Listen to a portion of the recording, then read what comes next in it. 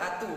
Tapi pun, izin memperkenalkan diri. Nama Evan Pertama dari kelas 11 IPA. Di sini saya akan menjelaskan materi yang berjudul Sistem Pencernaan di bawah bimbingan Ibu Arija Leni Yopita, Sarjana Sains. Selamat menyaksikan. Struktur dan fungsi sistem pencernaan makanan pada manusia. Makanan diproses dalam tubuh melalui 4 tahap, yaitu ingesti, proses memasukkan makanan ke dalam mulut; digesti, pencernaan; absorpsi, penyerapan; dan defekasi, pengeluaran. Pada saat makanan masuk ke dalam mulut, proses pencernaan dimulai. Pencernaan merupakan proses memecah makanan menjadi molekul kecil sehingga dapat diserap oleh tubuh melalui pembuluh darah. Selanjutnya, molekul makanan dari darah masuk ke dalam sel melintasi membran sel. Molekul yang tidak digunakan dan dibutuhkan oleh tubuh akan dikeluarkan dari tubuh melalui sistem ekskresi seperti keringat dan urin.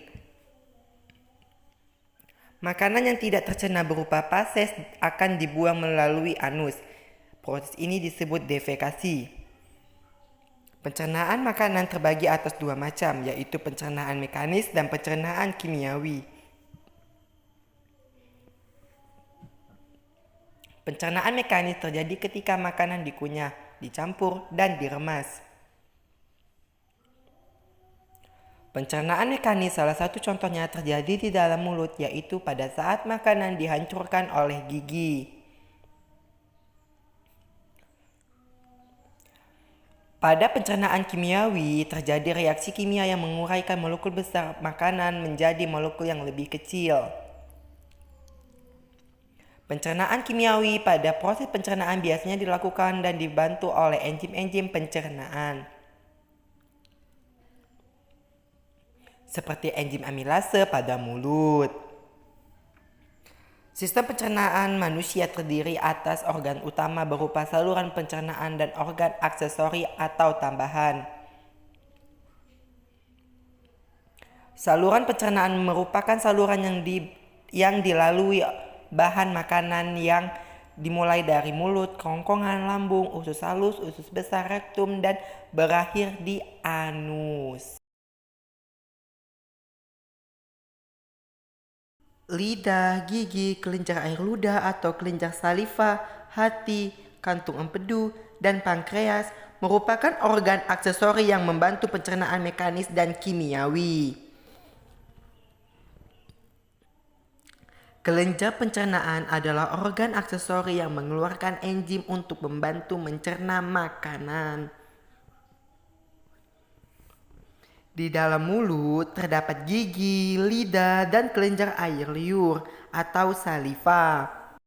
Air liur mengandung mukosa atau lendir, senyawa yang berfungsi sebagai antibakteri, dan enzim amilase atau dikenal dengan enzim petilalin. Enzim ini akan memecah molekul amilo menjadi molekul maltosa. Di dalam mulut terjadi pencernaan makanan secara mekanis dan kimiawi. Setelah melalui rongga mulut, makanan yang berbentuk bolus akan masuk ke dalam teka atau faring. Faring adalah saluran yang memanjang dari bagian belakang rongga mulut sampai ke permukaan kerongkongan atau esofagus. Pada pangkal faring terdapat katup pernapasan yang disebut epiglotis. Epiglotis berfungsi untuk menutup ujung saluran pernapasan atau laring agar makanan tidak masuk ke dalam saluran pernapasan. Setelah melalui faring, bolus menuju ke esofagus atau kerongkongan. Otot kerongkongan berkontraksi sehingga menimbulkan gerakan meremas yang mendorong bolus ke dalam lambung. Gerakan otot kerongkongan ini disebut gerakan peristaltik. Setelah dari esofagus, makanan masuk ke dalam lambung. Di dalam lambung terjadi pencernaan mekanis dan kimiawi. Setelah mekanis, otot lambung berkontraksi mengaduk-aduk bolus. Secara kimiawi, bolus tercampur dengan getah lambung. Getah lambung mengandung asam klorida atau HCl, enzim pepsin dan enzim renin. HCl berfungsi untuk menjadikan ruangan dalam lambung bersifat asam, pH-nya 1 hingga 3, sehingga dapat membunuh kuman yang masuk bersama makanan. Enzim pepsin akan menghidrolisis atau memecah protein menjadi pepton atau campuran dari polipeptida dan asam amino. Enzim renin akan mengendapkan protein kasin yang terdapat dalam susu. Setelah melalui proses pencernaan selama 2 hingga 4 jam di dalam lambung, bolus menjadi bahan kekuningan yang disebut kimus atau bubur usus. Kimus akan masuk sedikit demi sedikit ke dalam usus 12 jari. Pengaturan ini dibantu oleh adanya sphincter, yaitu otot-otot yang tersusun melingkar antara lambung dan usus 12 jari. Usus halus memiliki panjang sekitar 8,25 meter. Usus halus terjadi atas 3 bagian, yaitu usus 12 jari atau duodenum dengan panjang sekitar 0,25 meter. Usus tengah atau jejunun dengan panjang sekitar 7 meter. Dan usus penyerapan atau ileum dengan panjang sekitar 1 meter. Dalam usus halus terjadi pencernaan secara kimiawi saja. Pada duodenum terdapat saluran yang berhubung dengan kantung empedu dan pankreas. Getah pankreas mengandung enzim lipase, amilase, dan tripsin. Enzim lipase akan mencerna lemak menjadi asam lemak dan gliserol. Amilase akan mencerna amilon menjadi maltosa. Tripsin akan mencerna protein menjadi polipeptida. Getah empedu yang dihasilkan hati akan mengemulsilkan lemak, yakni membuat lemak agar larut ke dalam air. Pencernaan makanan dilanjutkan di jejunun. Pada bagian ini terjadi pencernaan terakhir sebelum zat-zat makanan diserap. Zat-zat makanan setelah melalui jejunun menjadi bentuk yang siap diserap. Penyerapan zat-zat makanan terjadi di ileum. Glukosa, vitamin yang larut dalam air, asam amino, dan mineral setelah diserap oleh fli usus halus akan dibawa oleh darah menuju hati dan diedarkan ke seluruh tubuh. Struktur usus manusia memiliki lipatan-lipatan, baik bagian luar maupun bagian dalam. Semakin luas bidang permukaan bagian dalam usus, semakin banyak fili yang terdapat akan menyebabkan proses penyerapan yang terjadi juga akan semakin efektif.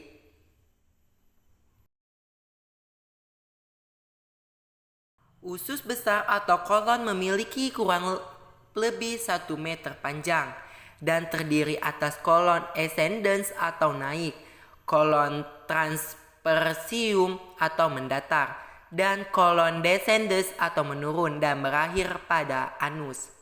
Di antara usus halus dan usus besar terdapat usus buntu atau sekum. Pada ujung sekum terdapat tonjolan kecil yang disebut umbai cacing atau appendix yang berisi massa sel darah putih yang berperan dalam imunitas. Bahan makanan yang sampai pada usus besar dapat dikatakan sebagai zat-zat sisa. Zat-zat sisa berada dalam usus besar selama 1-4 hari. Zat sisa tersebut terdiri atas sejumlah besar air dan bahan makanan yang tidak dapat tercerna, misalnya selulosa. Usus besar berfungsi mengatur kadar air pada sisa makanan. Bila kadar air pada sisa makanan terlalu banyak, maka dinding usus besar akan menyerap kelebihan air tersebut. Sebaliknya, bila sisa makanan kekurangan air, maka dinding usus besar akan mengeluarkan air dan mengirimnya ke sisa makanan. Di dalam usus besar terdapat banyak sekali bakteri Escherichia coli yang membantu membusukkan sisa-sisa makanan tersebut. Bakteri Escherichia coli mampu membentuk vitamin K dan B12.